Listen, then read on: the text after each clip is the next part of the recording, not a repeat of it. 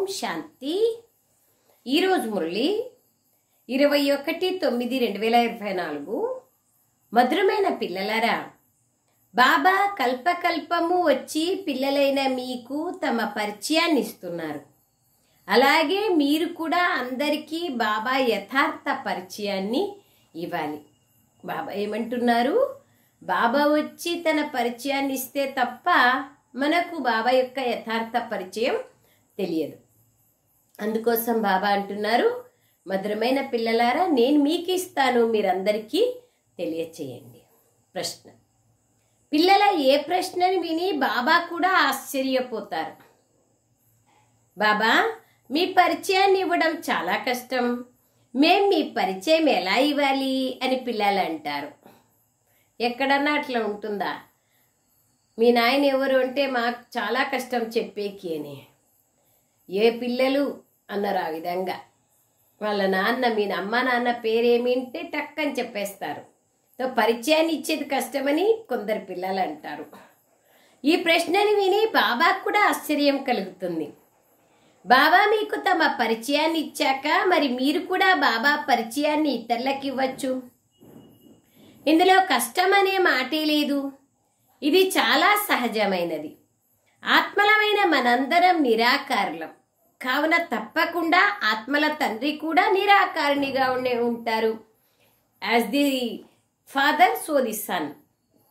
తండ్రి ఎలా ఉంటారు, కొడుకు అలా ఉంటారు. Son shows father. కొడుకు ఎలా ఉంటారు, నాయన అలా ఉంటారు. అందుకయ్యే బాబా అంటున్నారు, ఆత్మల తండ్రి కూడా నిరాకారుగానే ఉంటారు. ఓం శాంతి. మేము అనంతమైన తండ్రి వద్ద కూర్చున్నామని మధురాతి మధురమైన ఆత్మిక పిల్లలు భావిస్తారు. మనం ఎవరి దగ్గర కూర్చున్నాము? మధురాతి మధురమైన తండ్రి దగ్గర, బేహద్ తండ్రి దగ్గర.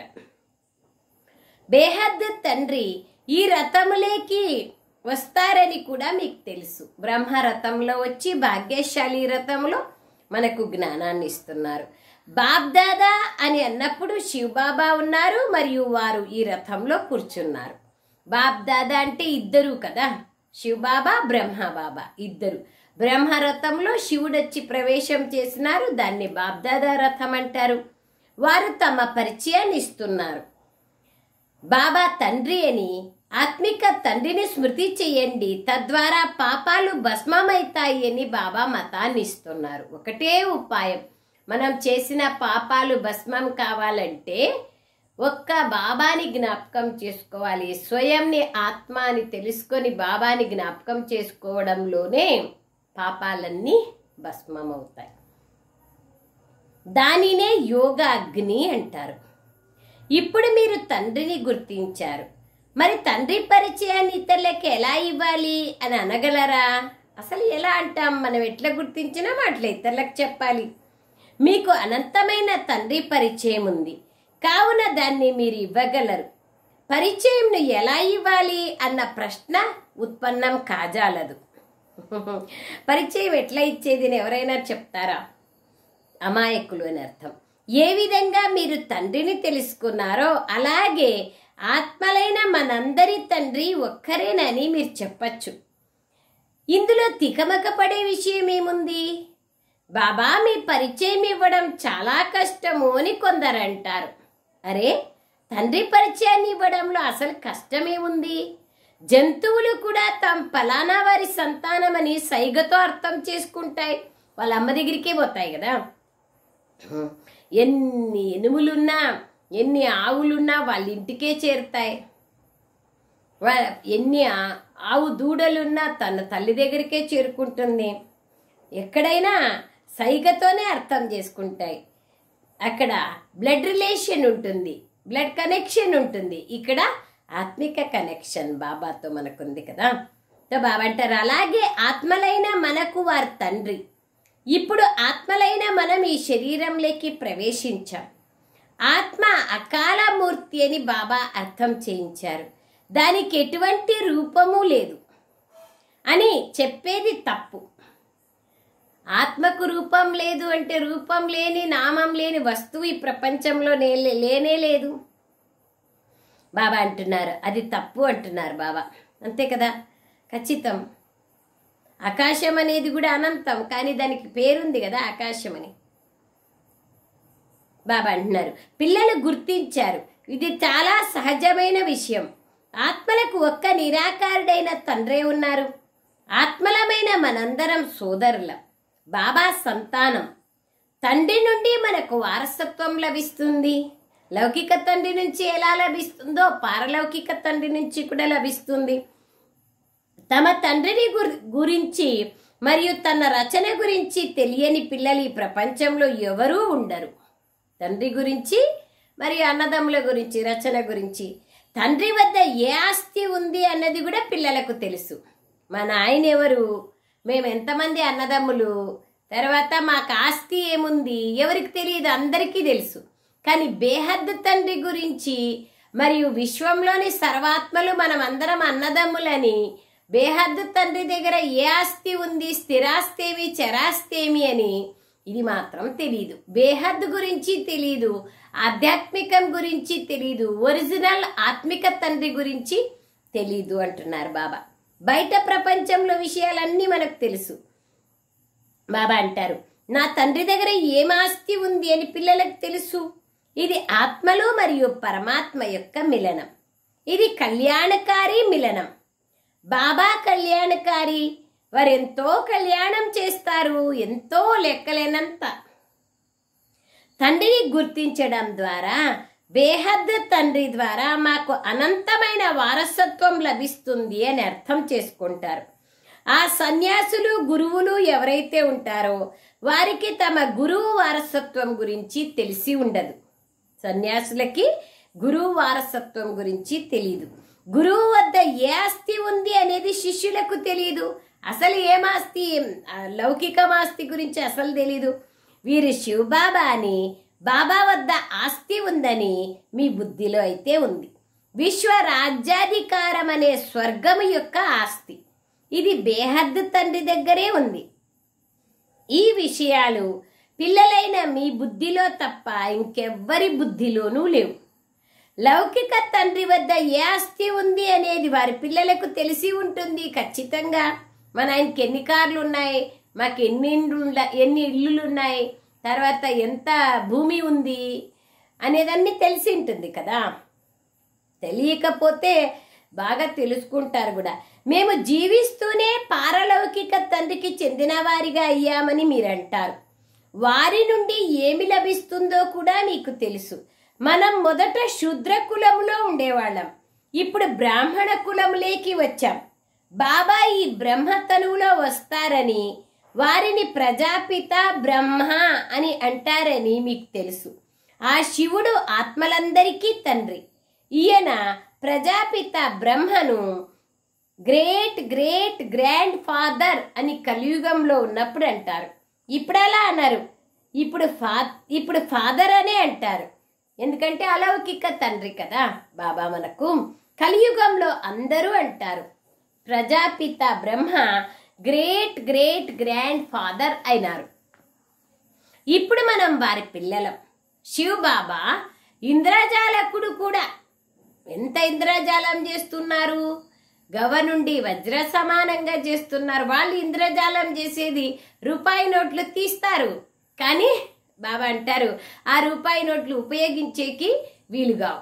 కానీ ఇక్కడ బాబా చేసే ఇంద్రజాలం లెక్కలేనంత ఇంద్రజాలం. సాధారణమైన మానవులని దేవమానవులుగా చేసేది, ఎన్ని చరిత్రను పునర్నిర్మాణం చేసేది ఇది బాబా యొక్క ఇంద్రజాలం.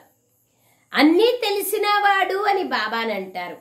వారు ఏ విధంగా రచన ఆది మధ్యాంత జ్ఞానాన్ని ఇస్తారో కూడా మీరు అర్థం చేసుకున్నారు. వారు సర్వాత్మలకి తండ్రి. వారిని నామరూపాలకు అతీతుడు అనడం అసత్యం. వారి నామరూపాలు కూడా గుర్తున్నాయి, గుర్తులు కూడా ఉన్నాయి. ఈ కాలంలో శివరాత్రి బాబా అదే అంటున్నారు. శివరాత్రిని కూడా జరుపుకుంటారు.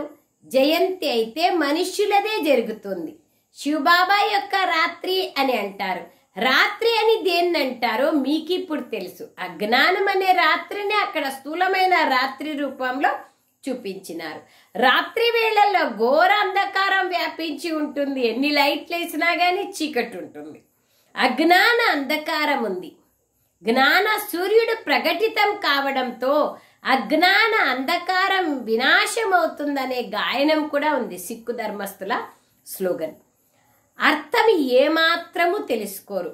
ఆ సూర్యుడు ఎవరు, తాను ఎప్పుడు ప్రత్యక్షం అవుతారో ఇది ఏమీ అర్థం చేసుకోరు. జ్ఞాన సూర్యుడు ప్రత్యక్షమైతే అజ్ఞాన అంధకారం సమాప్తమవుతుందనేమో అంటారు. కానీ ఆ సూర్యుడు ఎప్పుడు ప్రత్యక్షమవుతారు, ఏ అంధకారం సమాప్తమవుతుంది, ఇది ఎవ్వరికీ తెలీదు. చెప్తారు కానీ దాని గురించి తెలీదు.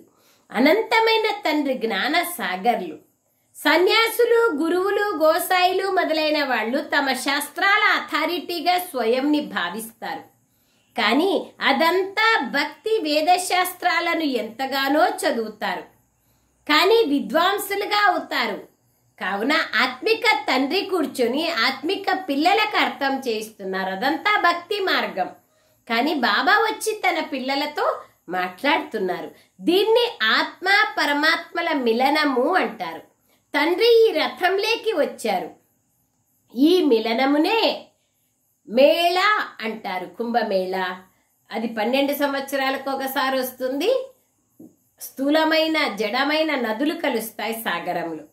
మనం ఎప్పుడైతే ఇంటికి వెళ్తామో అప్పుడు అది కూడా ఒక మేళనే. గుంపుగా వెళ్తాం. తేనెటీగల గుంపు ఎట్లా వెళ్తుందో ఆ విధంగా రాణి ఈగ పోతే దాని జతలో అన్ని ఈగలు పోతాయి కదా, అది చూడ్డానికి ఎంత మంచిగా ఉంటుంది. అట్లాగే బాబా అంటున్నారు, మీరు కూడా ఆత్మ పరమాత్మ ఎప్పుడైతే ఆత్మలన్నీ తన ఇంటికి వెళ్తాయో అప్పుడు చాలా బాగుంటుంది చూసేకి. చాలా బాబా అంటున్నారు, ఇది కూడా మిలనమే. ఇంటికి వెళ్తాయో అప్పుడు అది కూడా ఒక మేళనే. ఇక్కడ స్వయంగా బాబా కూర్చొని చదివిస్తున్నారు. వారు తండ్రి, టీచర్ కూడా. ఒక్క పాయింట్ని బాగా ధారణ చేయండి, మర్చిపోకండి. తండ్రి నిరాకారుడు. వారికి తమ శరీరం లేదు. కావున తప్పకుండా శరీరాన్ని తీసుకోవాలి కదా. మనతో మాట్లాడాలంటే శరీరాన్ని తీసుకోవాలి. కావున ప్రకృతిని ఆధారంగా తీసుకుంటాను అని స్వయం బాబా అంటున్నారు. లేకపోతే నేను ఎలా మాట్లాడను మీతో? శరీరం లేకుండా మాట్లాడడం జరగదు. కావున తండ్రి ఈ శరీరంలో ప్రవేశిస్తారు. ఇతడికి బ్రహ్మ అని పేరు పెట్టారు. మనము కూడా శూద్రుల నుండి బ్రాహ్మణులుగా అయ్యాం. కావున పేరు మారాలి కదా. మీకు కొత్త పేర్లను పెట్టారు. యజ్ఞం ఆదిలో చాలా మంది అక్కయ్యలకి, దాదీలకు పేర్లు పెట్టారు. కానీ వారిలో కూడా ఇప్పుడు ఎవ్వరూ లేరు. శరీరం ద్వారా కూడా ఎవరూ లేరు. జ్ఞాన మార్గంలో కూడా కొందరు బాబాని వదిలి వెళ్ళిపోయినారు. కావుననే బ్రాహ్మణుల మాల తయారు కాదు. భక్తిమాల, రుద్రమాల మహిమ చేయబడ్డాయి. బ్రాహ్మణుల మాల ఉండదు. విష్ణుమాల అయితే చాలా ప్రఖ్యాతంగా ఉంది. వైజయంతి మాల, 108 మాల. మాలలోని మొట్టమొదటి పూస ఎవరు? యుగల్ అని అంటారు. కావుననే సూక్ష్మతంలో కూడా యుగల్ రూపంలో చూపించారు. విష్ణువుని 4 భుజాలు కలిగిన వాళ్ళుగా చూపించారు. 2 భుజాలు లక్ష్మీవి, 2 భుజాలు నారాయణునివి. బాబా అంటున్నారు, దానికి గుర్తుగానే సూక్ష్మతంలో చూపించినారు. బాబా నెక్స్ట్ చాప్టర్ చెప్తున్నారు, నేను చాకలవాణ్ణి కూడా. నేను యోగ బలం ద్వారా ఆత్మలైన మిమ్మల్ని శుద్ధంగా చేస్తాను. బాబా కంసాలి అయినారు, తోటమాలి అయినారు, నావికుడు అయినారు, ఇంద్రజాలకుడు అయినారు. బాబా పేర్లు అనంతం ఆయన కర్తవ్యాలను బట్టి. బబుల్నాథుడైనారు, భోలానాథుడైనారు. బాబా అంటున్నారు, నేను యోగ బలం ద్వారా ఆత్మలైన మిమ్మల్ని శుద్ధంగా తయారు చేస్తాను. అయినా కానీ మీరు వికారాల్లోకి వెళ్ళి మీ శృంగారాన్నే పాడు చేసుకుంటారు. అందరినీ శుద్ధంగా చేసేందుకు నేను వస్తాను. వారొచ్చి ఆత్మలకు నేర్పిస్తున్నారు. మరి తప్పకుండా ఆత్మలకు శిక్షణను ఇచ్చేవారు ఇక్కడే కావాలి కదా. మీరొచ్చి మమ్మల్ని పావనంగా చెయ్యండి అని కూడా పిలుస్తారు. బాబా అంటారు, వస్త్రాలు కూడా మురికి పట్టినవైతే వాటిని ఉతికి శుభ్రం చేయడం జరుగుతుంది కదా. మామూలుగా శరీరానికి వేసుకున్న వస్త్రాలు. ఇప్పుడు బాబా వచ్చి శరీరం అనే వస్త్రము కాదు, బాబా శుభ్రం చేస్తా ఉండేది ఆత్మని శుభ్రం చేస్తా ఉన్నారు. ఓ పతిత పావన, తండ్రి మీరొచ్చి మమ్మల్ని పావనంగా తయారు చేయండి అని పిలిచారు. ఆత్మ పావనంగా అయితే శరీరం కూడా పావనమైందే లభిస్తుంది. ఎలాంటి బంగారం అలాంటి ఆభరణం కదా. కావున మొట్టమొదటి విషయం బాబా పరిచయం ఇవ్వడం. బాబా పరిచయం ఎలా ఇవ్వాలి అని ప్రశ్న అడగజాలరు. మీకు కూడా బాబా తన పరిచయాన్ని ఇచ్చారు. అప్పుడే మీరు ఇక్కడికి వచ్చారు కదా. మీరు తండ్రి వద్దకు వస్తారు. కానీ తండ్రి ఎక్కడున్నారు? ఈ రథంలో ఉన్నారు. దీన్నే సిక్కు ధర్మస్థులు ఏమంటారు? అకాల్ తఖ్త్ అంటారు. అక్కడ సింహాసనాన్ని పెట్టి ఉన్నారు. ఇక్కడ అమృత్సర్లో బాబా అంటారు అకాల్ తఖ్త్ అంటారు. ఆత్మలైన మీరు కూడా అకాల తఖ్త్ సింహాసన అధికారులే, అకాల మూర్తులే. మీ ఈ శరీరాలన్నీ మీ ఆసనాలు. వీటిపైన ఆత్మలైన మీరు విరాజమానమై ఉన్నారు. అక్కడ వారు పెట్టే అకాల్ తఖ్త్ జడమైనది. అక్కడ ఒక స్థూలమైన చెక్కతో చేసిన సింహాసనాన్ని పెడతారు. అందులో రారు పరమాత్ముడు. నేను అకాల మూర్తిని అనగా నిరాకారుణ్ణి. నాకు సాకార రూపం అంటూ ఏదీ లేదు అని మీరు తెలుసుకున్నారు. ఆత్మనైన నేను అవినాశిని. నేనెప్పుడూ వినాశం అవ్వను. నేను ఒక శరీరాన్ని వదిలి మరొక శరీరాన్ని తీసుకుంటాను. ఆత్మలైన మీ పాత్ర అవినాశిగా రచింపబడి ఉంది. నేటికి 5000 సంవత్సరాల క్రితం కూడా మన పాత్ర ఇలాగే ప్రారంభమైంది. 111 సంవత్సరం నుండి మనం పాత్రను అభినయించేందుకు ఇక్కడికి ఇంటి నుండి వచ్చాం. ఇది 5000 సంవత్సరాల చక్రం. వారైతే లక్షల సంవత్సరాలు చెప్పేస్తున్నారు. కావున ఈ కొన్ని సంవత్సరాల విషయాన్ని వారి ఆలోచనలేకే రాదు. లక్షల సంవత్సరాలు ఎక్కడా, 5000 సంవత్సరాలు ఎక్కడా? కావున మేము తండ్రి పరిచయాన్ని ఇవ్వలేము అని పిల్లలు ఎప్పుడూ అనకూడదు. మీకెంత తోచితే అంత, ఎంత వస్తే అంత భావనతో చెప్పేదే కావాలి. కానీ నాకు రాదు అని జ్ఞానం చెప్పకుండా మాత్రం ఉండకూడదు. జ్ఞానం చెప్పకుండా ఉంటే జ్ఞానం ధారణ కాదు. ఇటువంటి ప్రశ్నలను అడిగితే బాబాకు ఆశ్చర్యం అనిపిస్తుంది. అరే మీరు తండ్రికి చెందిన వారిగా అయ్యారు, మరి తండ్రి పరిచయం ఎందుకు ఇవ్వలేరు? మనమందరం ఆత్మలం. వారు మన తండ్రి. వారు సర్వులకు సద్గతినిస్తారు. వారు ఎప్పుడు సద్గతినిస్తారు అనేది కూడా మీకు తెలుసు. కల్పకల్పము కల్పము యొక్క సంగమ యుగంలో వచ్చి వారు సర్వులకు సద్గతినిస్తారు. వారైతే ఇంకా కలియుగానికి 40,000 సంవత్సరాలు ఉందని భావిస్తారు. చెప్తారు కదా, కలియుగే ప్రథమ పాదే జంబూద్వీపే భరతవర్షే భరతఖండే, ఇంకా 4 పాదాల్లో ప్రథమ పాదంలో ఉంది, ఇంకా 40,000 సంవత్సరాలు ఉంది అంటారు. తాను నామరూపాలకు అతీతుడు అంటారు. అన్నీ తప్పే. నామరూపాలకు అతీతంగా నిజానికి ఏమీ లేదు. రాళ్లల్లో రప్పల్లో కూడా ఉన్నానంటారు. రాయి రప్పకు కూడా పేరుంది, నాకైతే పేరు లేదు బాబా అంటున్నారు. మధురాతి మధురమైన పిల్లలు, బేహద్దు తండ్రి వద్దకు మీరు వచ్చారు. ఎంతమంది పిల్లలు ఉన్నారో బాబాకు తెలుసు. ఇప్పుడు పిల్లలు హద్దు నుండి బేహద్ అనగా అతీతానికి వెళ్ళాలి. వారు పిల్లలందరినీ చూస్తారు. వీరందరినీ తీసుకెళ్లేందుకు వచ్చాను. బాబా ఏమంటున్నారు? మిమ్మల్ని అందరినీ వాపస్ తీసుకెళ్లేందుకు నేను వచ్చాను. మనం రెడీనా? మరి బాబా అడుగుతున్నారు. సత్యుగంలో అయితే చాలా కొద్ది మందే ఉంటారు. ఇది ఎంత స్పష్టంగా ఉంది. కావున చిత్రాల పైన అర్థం చేయించడం జరుగుతుంది. జ్ఞానం అయితే చాలా సహజం, కానీ స్మృతి యాత్రకే టైం పడుతుంది. ఇటువంటి తండ్రినైతే ఎప్పుడూ మర్చిపోకూడదు. నన్నొక్కడే స్మృతి చేసినట్లయితే పావనంగా అయిపోతారని బాబా చెప్తున్నారు. పతితులను పావనంగా తయారు చేసేందుకే నేను వస్తాను. అకాల మూర్తులైన ఆత్మలైన మీరందరూ మీ మీ ఆసనాల పైన విరాజమానమై ఉన్నారు. బాబా ఏమంటున్నారు? అకాల తఖ్త్, అకాల మూర్తులైన ఆత్మనైన నేను ఈ శరీరం అనే బ్రుకుటి సింహాసనం పైన విరాజమానమై ఉన్నాను. బాబా ఆత్మలను చూసి మీరు మీ సింహాసనం పైన కూర్చొని ఉన్నారు అంటున్నారు బాబా. బాబా కూడా ఆ ఆసనాన్ని అద్దెకు తీసుకున్నారు, బ్రహ్మ ఆసనాన్ని. ఈ భాగ్యశాలి రథంలో బాబా ప్రవేశిస్తారు. కొందరు పరమాత్మకు నామరూపాలు లేవని అంటారు, కానీ ఇది అసలు అసంభవం. వారిని పిలుస్తారు, మహిమ చేస్తారు. మరి తప్పకుండా వాళ్ళు ఎవరో ఉన్నట్లే కదా, ఉంటే కదా మళ్ళీ రాప్ప అని పిలుస్తున్నాం.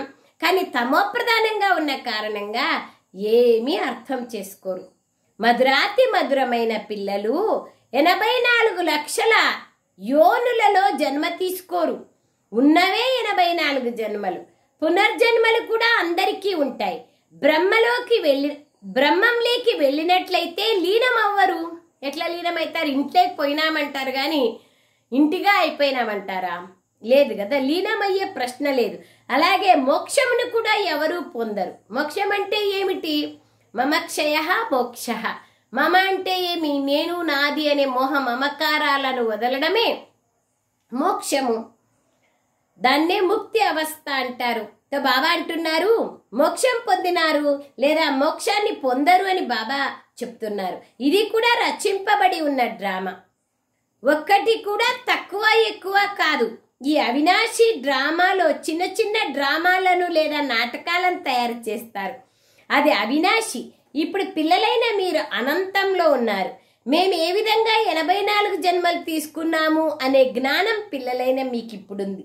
ఇప్పుడు బాబా తెలియచేశారు. ఇంతకు ముందు అది ఎవ్వరికీ తెలియదు.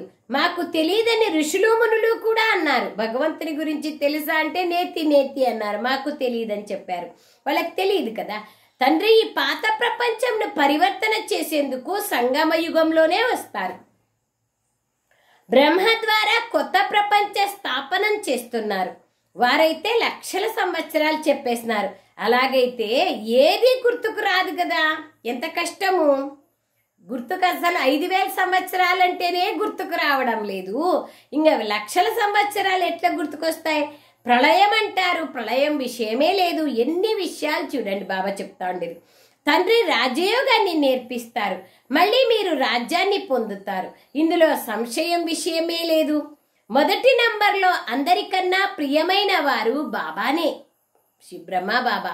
ఆ తర్వాత నెక్స్ట్ ప్రియమైన వారు శ్రీకృష్ణుడైన పిల్లలైన మీకు తెలుసు.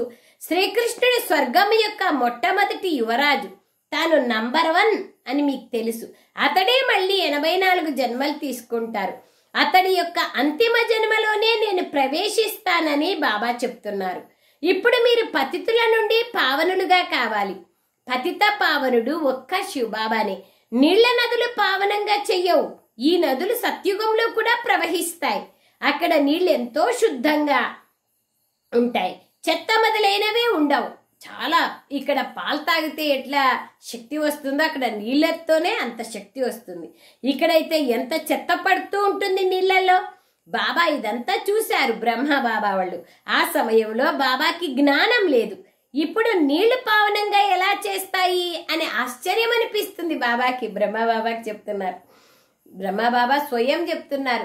నేను అప్పుడు అట్లా అనుకున్నాను, కానీ ఇప్పుడు ఆలోచన చేస్తే అవును నీళ్ళు ఎట్లా పావనం చేస్తాయి అని ఇప్పుడు అర్థమవుతుంది అంటున్నారు. మధురాతి మధురమైన పిల్లలు బాబాని ఎలా స్మృతి చేయాలి అని మీరు ఎప్పుడు తికమక పడద్దండి. అరే మీ తండ్రిని మీరు స్మృతి చేయలేరా? అక్కడ వారు గర్భం ద్వారా పుట్టే సంతానం, మీరు ఇక్కడ బ్రహ్మ ద్వారా దత్తు తీసుకోబడిన సంతానం. దత్తు తీసుకోబడిన పిల్లలు ఏ తండ్రి నుండి అయితే ఆస్తి లభిస్తుందో ఆ తండ్రిని ఎలా మర్చిపోతారు? బేహద్దు తండ్రి నుండి బేహద్దు ఆస్తి లభిస్తుంది బాబా అంటున్నారు. కావున వారిని మర్చిపోకూడదు కదా. లౌకిక పిల్లలు తమ తండ్రిని ఎప్పుడైనా మర్చిపోతారా? కానీ మాయ ఆపోజిషన్ చాలా ఉంది. మాయ యుద్ధం నడుస్తూ ఉంటుంది. మొత్తం ఈ ప్రపంచమంతా కర్మక్షేత్రమైంది.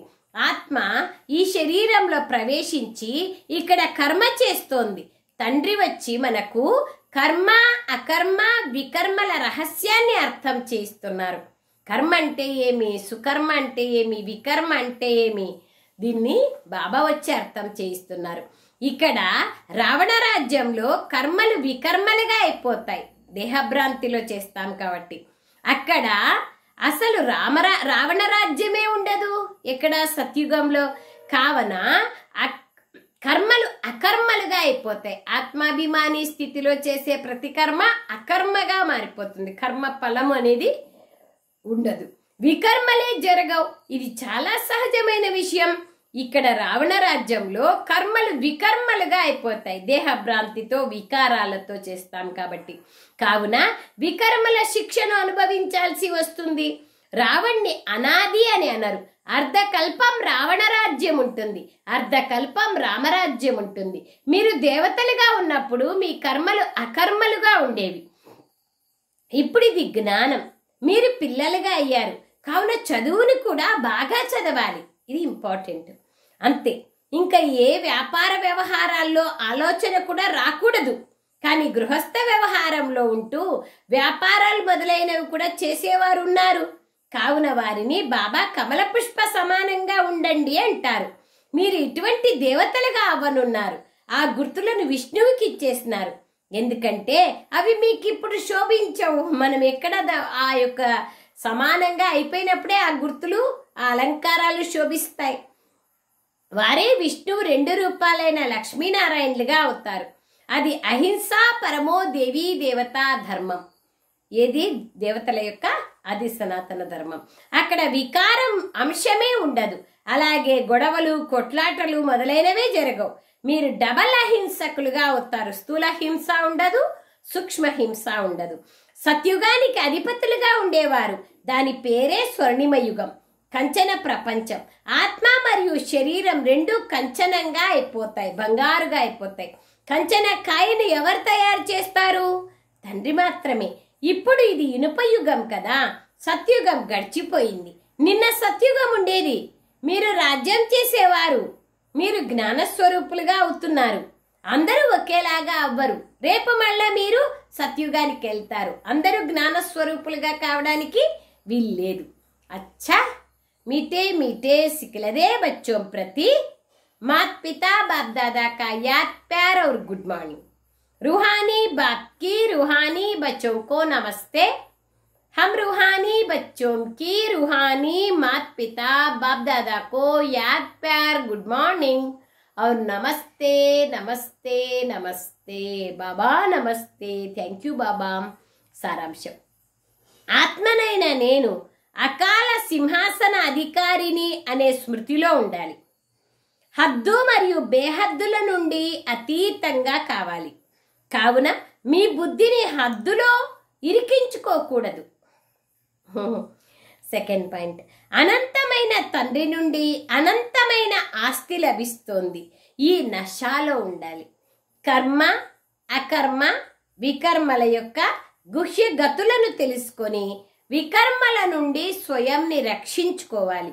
చదువుకునే సమయంలో వ్యాపారాలు మొదలైన వాటి నుండి బుద్ధిని తొలగించుకోవాలి.